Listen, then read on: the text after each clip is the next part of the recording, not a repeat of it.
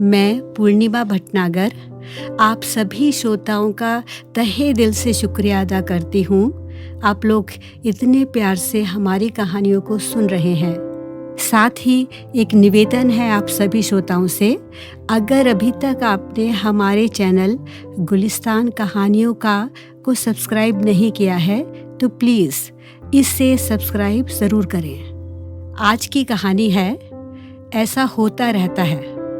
आवाज़ है डॉक्टर निर्मला रावत की। मोनिशा ड्रेसिंग टेबल के सामने खड़ी थी। घर में उसको मोनू नाम से बुलाते थे। उसके हाथ में लिपस्टिक थी। सोच रही थी लगाऊं या नहीं लगाऊं।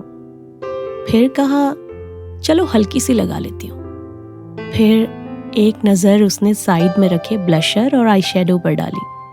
वो खुद से सवाल कर रही थी, वो इन सब चीज़ों को बाजार से खरीद तो लाई है, मगर उसको इन सामान को इस्तेमाल करना तो आता ही नहीं था। लिपस्टिक तो दूर, उसने कभी नेल पॉलिश तक नहीं लगाई थी। दुकानदार से जब उसने पूछा था शादी के मौके पर सजने के लिए लड़कियां मेकअप के लिए कौन सी चीज़ें खरीदती हैं, तो दुकान वाला भी उसे आश्चर्य से देख रहा था। सोच रहा होगा आज के ज़माने में भी लड़कियों में ऐसी अज्ञानी लड़की की प्रजाति होती है क्या? लिपस्टिक तो आजकल हर कुंवारी लड़की लगाती है। दुकानदार ने ढेर सारे आइटम्स उसके सामने सजा दिए थे, जिनको देखकर मोनू का सर घूम गया था। काउंटर पर लाइन से रखे थे eyeliner, eye shadow, foundation, shimmer वगैरह वगैरह। फिर उसकी समझ में जो आया वो 2-3 चीज़ें खरीद लाई। मगर आज ये सब क्यों? उसको तो सजने संवरने का कभी शौक रहा ही नहीं। हमेशा जीन्स टॉप पहनने वाली मोनिशा, किताबों में सर खपाने वाली मोनिशा, जिसको हमेशा याद रहता था कि उसको जिंदगी में कुछ बड़ा करना है। क्यों करना है? अपनी मम्मी की खातिर। उसकी मम्मी रेनू ही उसकी प्रेरणा है। मम्मी का मानसिक और सामाजिक संघर्ष उसने देखा था और जिया था। पापा ने विदेश जाकर दूसरी शादी कर ली थी। मम्मी के साथ एक टैग चस्पा हो गया था, छोड़ी हुई औरत। समाज की सोच और आम बोलचाल में ये ही कहा जाता है, और इस छोड़ने वाली बात में मानो औरत का ही दोष हो, उसमें ही कोई खोट रह गई होगी। मोनिशा सोचती थी वो इंसान कैसा रहा होगा जो मम्मी को छोड़ सकता है, जिसने उनकी कद्र नहीं की। मम्मी गहराई से सोचने वाली, शांत, संयत और हमेशा खुद को खुश दिखाने वाली। मोनिशा को एक बात बहुत कचोटती थी। उसके पापा का ताल्लुक एक बड़े नामी गरामी बिजनेस फैमिली से था, मगर वो परिवार मम्मी के साथ नहीं खड़ा हुआ।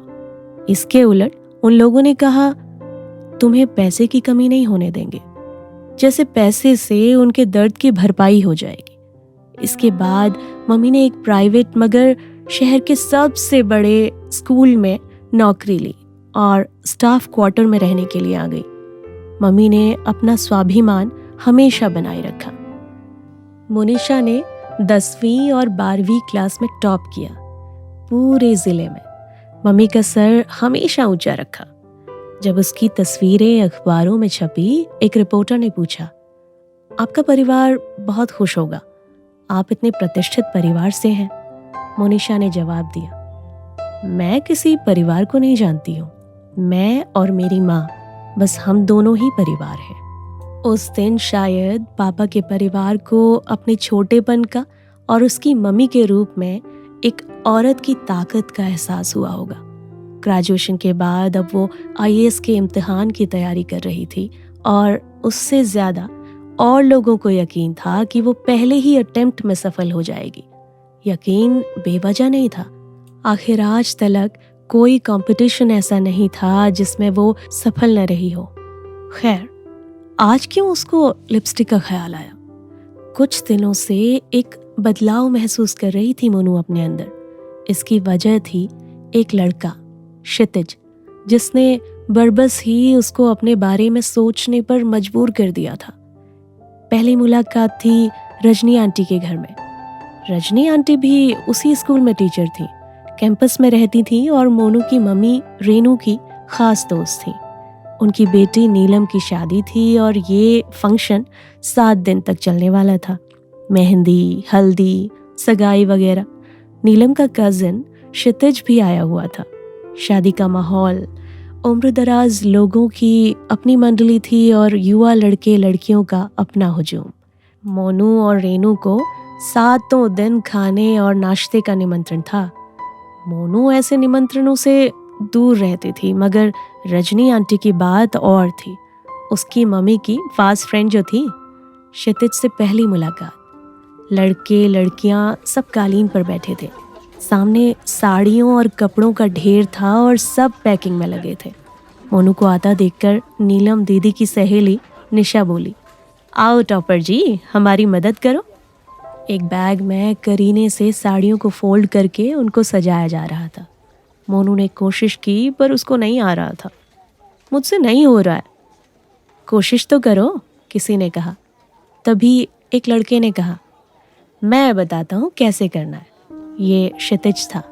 उसने बड़े प्यार से उसे समझाना शुरू किया। देखो, एक बार ऐसे फोल्ड करना है, फिर दूसरा फोल्ड और फिर इस तरह से उस पर बीड्स लगाने हैं, लेस से सजाना है और उसको पैकेट में रखना है। उसके बताने का तरीका ऐसा था कि मोनू ने सीख कर पैकिंग शुरू कर दी। देखा, टॉपर हर जगह टॉपर होता है। आ गया ना, क्षितिज ने कहा तो मोनू हंस दी। एक लड़का जिसका नाम रवि था कहने लगा, इन साड़ियों की पैकिंग कितनी मुश्किल होती है। क्यों ये लड़कियां साड़ी जैसा लंबा कपड़ा खरीद लेती हैं? पहनेंगी तो जीन्स टॉप ही। लेकिन जो खूबसूरती साड़ी में है वो किसी और ड्रेस में नहीं है, क्षितिज का कहना था। देखते हैं तुम्हारी वाली कितना साड़ी पहनेगी। वो उसकी मर्जी, क्षितिज ने कहा। ट्रे में चाय नाश्ता आया। मोनू को आदत नहीं थी इस तरह लड़के लड़कियों के झुंड में बैठने की। वो बहुत शर्मीली थी। चाय का कप उसके हाथ में था और मटरी और समोसे की प्लेट्स कुछ दूर रखी थी। क्षितिज हाथ बढ़ाकर उसकी ओर प्लेट्स ला रहा था। क्षितिज का अपनापन मोनू को उसकी ओर खींच रहा था। छत पर खाना बन रहा था। खाने की खुशबुएं हवा में तैर रही थी।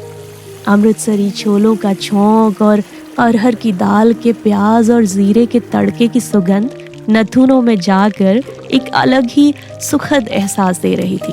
पुलाव को काजू किशमिश से सजाया जा रहा था और कचौड़ी के लिए आटा गूंथा जा रहा था। नीचे उम्रदराज लोग अपनी गप्पों में लगे थे और लड़के लड़कियों की टोली लगी थी अपनी मस्ती में। उम्र के अनेक पड़ाव और पीढ़ियां देखने को मिल जाती हैं शादी की इस धूमधाम में। एकांत में रहने वाली मोनू ये सब पहली बार देख रही थी और उसको अच्छा लग रहा था। खासकर क्षितिज, पहली बार वो किसी लड़के के लिए एक आकर्षण महसूस कर रही थी। रात के खाने में अभी कुछ देर थी। लड़के लड़कियां छत पर आकर बैठ गए और गानों की अंताक्षरी का दौर शुरू हुआ। मोनू अब तक एक कंफर्ट लेवल पर आ चुकी थी। गाना अच्छा गा लेती थी। क्षितिज ने घोषणा की, सिर्फ गाना ही नहीं गाना है, नाम भी बताना होगा, गीतकार, संगीतकार और गायक का। गलत होने पर पॉइंट कटेंगे। क्षितिज भी संगीत में अच्छी पकड़ रखता था। इतना तो हमें नहीं आता है, सबका कहना था।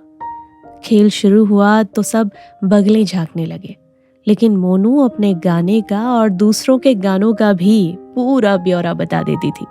नीलम ने कहा, ये तो इसमें भी टॉपर है। क्षितिज ने कहा, अब आपको मिस टॉपर के नाम से जाना जाएगा। नहीं, मोनू ने कहा, मेरे नाम से बुलाएं। मैं तो लेकिन मिस टॉपर ही कहूँगा, क्षितिज ने कहा। और कभी टॉप नहीं कर पाई तो? मोनू ने कहा, ऐसा हो ही नहीं सकता। A topper is always a topper. Monu को ये वाक्य अंदर तक गुदगुदा गया। डिनर लग चुका था और सब लोग अपनी प्लेट्स लेकर टेबल पर आ गए।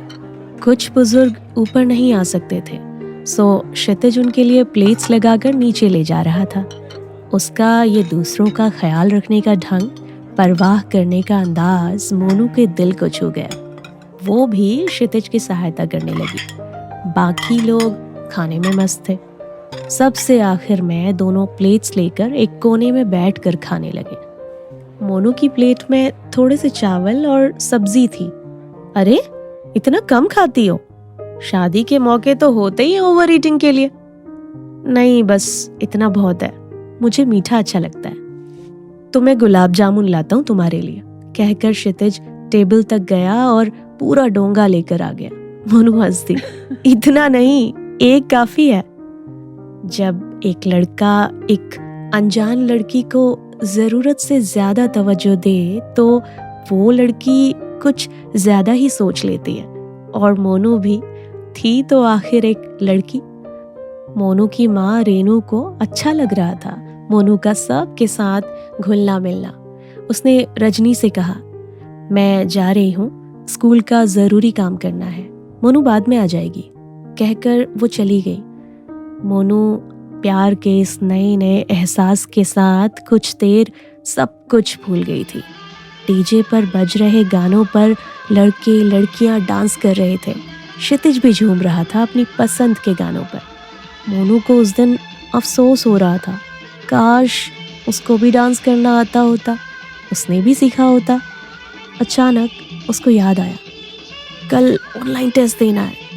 मन ना होते हुए भी उसने जाने का निर्णय लिया, मजबूरी थी। रजनी आंटी ने क्षितिज से कहा वो मोनू को घर छोड़ आए। मोनू का क्वार्टर कुछ दूर था। दोनों कुछ दूर चले होंगे कि आंधी चलना शुरू हो गई, इतनी कि चलना और देखना मुश्किल हो गया था।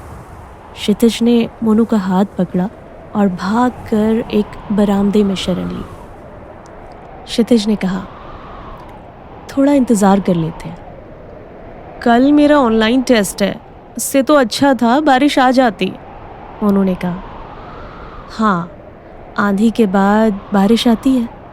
क्षितिज ने दार्शनिक अंदाज में कहा, नहीं, ये आंधी बादलों को उड़ा ले जाती है, फिर बारिश नहीं होती है, मोनू बोली। क्षितिज ने फिर उसी अंदाज में अपना फलसफा कहा, शायद बादलों को ही उड़ जाना अच्छा लगता हो, बरसने का मूड ही ना हो। मगर बारिश ज़रूरत है, मोनू ने कहा। क्षितिज ने हंस कर कहा, हर शय हमारी ज़रूरतों के हिसाब से तय नहीं होती है, लेकिन हे भगवान, हमारी टॉपर गर्ल चाहती है बारिश हो तो प्लीज़ बारिश कर देना। थोड़ी देर में बारिश शुरू हो गई। क्षितिज ने कहा, देखा, मैंने सच्चे दिल से दुआ की थी, सो हो गई बारिश। कल मुझे टेस्ट देना है, अब क्या होगा? मोनू परेशान होकर कहने लगी। अरे, अब हमने बारिश करा दी है और मैडम को किताबें याद आ रही है। इस पल को एंजॉय करो, कल के बारे में मत सोचो। ऐसा कहाँ होता है, फ्यूचर के बारे में तो सोचना ही पड़ता है, मोनू का जवाब था। हम आर्मी वाले तो बस आज इस पल में जीते हैं, कल किसने देखा है? कहते हुए वो कहीं खो सा गया। बारिश रुकी, मोनू घर आ गई, उन मीठी यादों के साथ, क्षितिज के साथ बिताए पलों को अपने अंदर समेटे हुए। उस दिन के बाद मोनू पहले जैसी नहीं रही, किताबों से जैसे बहुत दूर चली गई थी। अगले दिन हल्दी का फंक्शन था। ऐसा माना जाता है कि दुल्हन के बदन से उतरी हुई हल्दी किसी को लगाने से उसकी शादी भी जल्दी हो जाती है। मोनू जब वहां पहुंची तो सारे लड़के लड़कियां हाथ में हल्दी लिए एक दूसरे के पीछे भाग रहे थे और हंसी ठिठोली कर रहे थे। लड़के लड़कियों के चेहरे और कपड़े हल्दी से सने हुए थे, छोटे बच्चों की तरह जैसे भागम भाग खेल रहे हों। मोनू दरवाजे पर ही ठिठक कर खड़ी होकर ये दृश्य देखने लगी। मोनू को आता देख निशा उसकी तरफ हल्दी लेकर आने लगी और ज्यों ही उसने अपना हाथ मोनू की गाल की ओर बढ़ाया कि बीच में ही क्षितिज ने उसका हाथ पकड़ लिया। इससे पहले मोनू कुछ समझती, क्षितिज ने कहा, ये लड़की शादी के लिए नहीं बनी है। क्यों, ये इंसान नहीं है? निशा ने कहा, ये सुपर गर्ल है, इसको बहुत आगे जाना है। शादी जैसे रिवाज तो तुम जैसी लड़कियों के लिए बना है, कहकर क्षितिज ने निशा को चिढ़ाने के लिए गाना गाना शुरू कर दिया। पालकी में होके सवार चली रे। निशा हंसने लगी। इस गहमा गहमी के बाद जब वातावरण शांत हुआ, तब एकांत में क्षितिज ने संजीदा होकर कहा, मैंने कुछ गलत तो नहीं कहा था तुम्हारे लिए? किस बारे में? मोनू ने पूछा। यही कि तुम्हें शादी की अभी कोई जल्दी नहीं है, तुम्हारे लिए करियर पहले है, क्षितिज ने कहा। नहीं, आपने एकदम सही कहा है। मैं शादी नहीं करूंगी। मुझे शादी जैसे रिश्ते में विश्वास ही नहीं है, मोनू ने भी उसी संजीदगी से जवाब दिया। क्षितिज हंसते हुए बोला, अरे बाबा, ऐसा जुल्म मत करना। तुम्हारे लिए तो कोई खास लड़का बनाया होगा ऊपर वाले ने, जो तुम्हारा इंतजार कर रहा होगा भविष्य में। उसका दिल मत तोड़ना। नहीं, मैं करियर की वजह से ये सब नहीं कह रही हूँ, वजह पर्सनल है, कहते हुए मोनू कुछ ज्यादा ही गंभीर हो गई।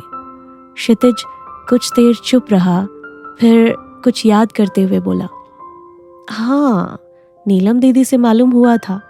रेनू आंटी वाकई में एक काबिले तारीफ और जुझारू महिला है, मगर सबकी किस्मत एक जैसी नहीं होती है। जीवन जीने के लिए प्यार बहुत ज़रूरी है, और एक मोड़ पर जिंदगी हमें उस इंसान से मिला देती है जो हमारे लिए ही इस दुनिया में आया है। हमें बस इतना ही करना होता है कि जब वो खास इंसान हमारे जीवन में आए, हम उसको पहचान लें। अभी क्षितिज बहुत कुछ कहने के मूड में था कि निशा की आवाज आई, तो जनाब यहाँ बैठे हैं। अरे भाई, शादी का घर है और तुम्हें याद किया जा रहा है मिस्टर क्षितिज। आपके लिए बहुत काम है करने को। बंदा हाजिर है जनाब, कहते हुए क्षितिज चल दिया और मोनू के लिए सोचने के लिए बहुत कुछ छोड़ गया। मोनू का दिल कह रहा था, क्षितिज, क्या तुम वो शख्स नहीं हो सकते जो मेरे नीरस जीवन में प्यार की खुशबू लेकर आए?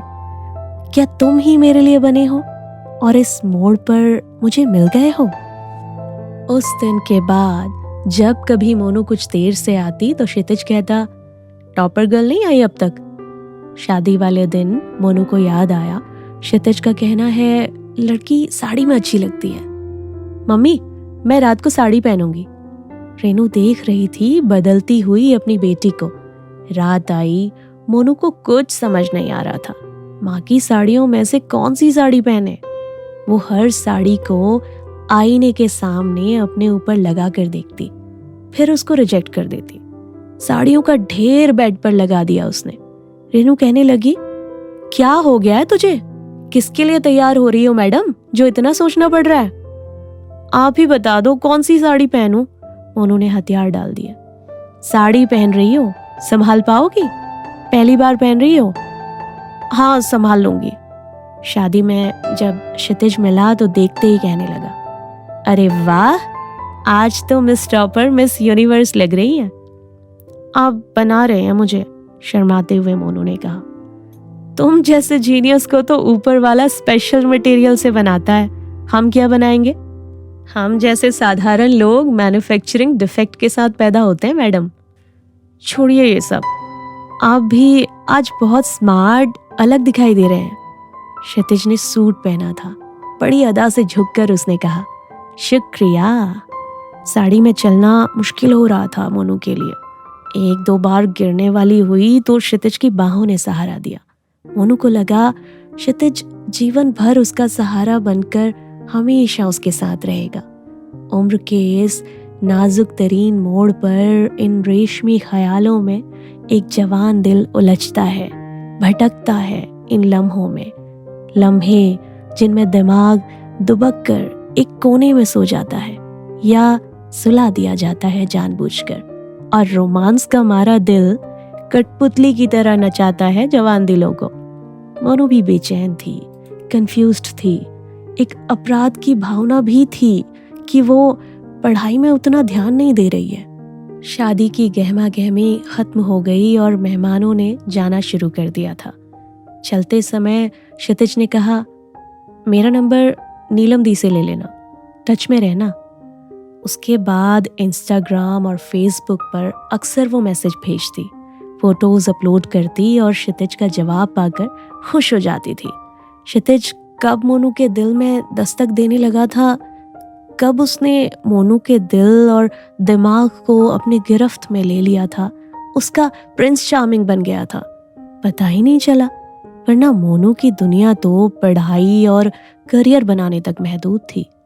दिन बीत रहे थे और एक दिन उसने इंस्टा पर क्षितिज का फोटो एक लड़की के साथ देखा जिसके नीचे लिखा था आई एम इन रिलेशनशिप। उसका दिल धक से रह गया। दिल जैसे डूबने लगा और दिमाग ने काम करना बंद कर दिया हो। कुछ देर चुपचाप बैठी रही, फिर पलंग पर गिरकर तकिए में मुंह छुपाकर रोने लगी, छुप कर, कहीं मम्मी ना देख ले। ये आंसू उसी के लिए होते हैं जो दिल में खास जगह रखता है, जिसे हम प्यार करते हैं, जो कभी किसी मकाम पर हमारे लिए सबसे ज्यादा अहम किरदार होता है जिंदगी की कहानी में। रेनू ने जैसे ही कमरे में प्रवेश किया, मोनू की सूजी आंखें देखकर पूछा, क्या हुआ? मेरे ग्रेड्स पहले से कम हैं। मोनू ने टालना चाहा। नहीं, कोई और बात है। जब से तुम रजनी के घर से आई हो, एक बदलाव तो मैं देख रही हूँ। सच सच बताओ, क्या बात है? माँ से कुछ नहीं छुपाते। माँ जब दोस्त बनकर बात करती है तब बेटी छुपाने की कोशिश नहीं कर सकती है। मम्मी, क्षितिज मुझे अच्छा लगने लगा था, उसको लेकर कितना कुछ सोच लिया था मैंने। आज उसने ये लिखा है, कहकर उसने क्षितिज का मैसेज रेनू के सामने कर दिया। क्या उसने तुमसे कुछ कमिटमेंट किया था? नहीं बेटा, इस तरह के फेजेस तो आते रहते हैं इस उम्र में। ऐसा होता रहता है उम्र के इस पड़ाव पर, जब हमें लगता है कि ये प्यार है, मोहब्बत है, मगर ये महज एक आकर्षण या कहो क्रश होता है जो वक्ती तौर पर होता है और गुजर जाता है, ठीक मौसम की तरह जो आते जाते रहते हैं। हर लड़का लड़की इस फेज से गुजरते ही हैं कभी ना कभी। तुम अकेली नहीं हो। चलो इसको नॉर्मल समझो, मैं कॉफी लेकर आती हूँ। मोनू सोच रही थी कितनी सहजता से माँ ने उसको समझा दिया था जो वाकया उसके जीवन में उथल पुथल मचा गया था। मम्मी के लिए ये कोई बहुत बड़ी बात नहीं थी। थोड़ी देर में रेनू 2 कप कॉफी लेकर आई। कॉफी का घूंट भरने के बाद मोनू ने पूछा, मम्मी, क्या आप कभी इस फेज से गुजरी हैं? कितनी ही बार? मतलब ये क्या बहुत बार होता है? मोनू को हैरत हुई। हाँ, क्यों नहीं। पहली बार जब मैं हाई स्कूल में थी तब मुझे अपनी हिंदी की टीचर मिस ललिता पर क्रश हुआ। Female teacher? हाँ। फिर कॉलेज के जमाने में फिजिक्स के टीचर प्रोफेसर लाल पर क्रश आया। मोनू जोर से हंसती। उसके लिए ये सब जानना अब मनोरंजन लग रहा था। कुछ देर बाद उसने कहा, मम्मी, आप और पापा की रोमांटिक लाइफ थी? मुस्कुरा कर रेनू ने जवाब दिया, फिल्मों से भी ज्यादा रोमांटिक। फिर पापा क्यों दूर चले गए? मोनू का स्वाभाविक प्रश्न था। पता नहीं, शायद पुरुष को एक प्रेमिका की तलाश रहती हो जो पत्नी बनने के बाद कहीं खो जाती हो। मोनू ने कहा, और एक औरत भी तो तलाशती होगी ऐसा ही कुछ। रेनू बोली, समाज की बंदिशों और बच्चों की जिम्मेदारी के साथ नहीं सोच पाती होगी। थोड़ी देर तक खामोश रहने के बाद फिर रेनू कहने लगी, छोड़ो ये बातें, ये क्रश आते जाते रहेंगे एक उम्र तक। अपने लक्ष्य पर ध्यान लगाओ। कॉफी खत्म हो गई थी। रेनू कॉफी की ट्रे लेकर किचन की ओर चल दी। मोनू अपनी स्टडी टेबल की ओर चल दी। अब वो हल्कापन महसूस कर रही थी। बात समझ आ गई थी कि ऐसा होता रहता है उम्र के इस मौजूदा पड़ाव पर। बस यही थी आज की कहानी। ऐसी ही कहानियां सुनने के लिए आप हमारे चैनल को सब्सक्राइब कीजिए और अपने फ्रेंड्स को भी ये कहानियां शेयर कीजिए।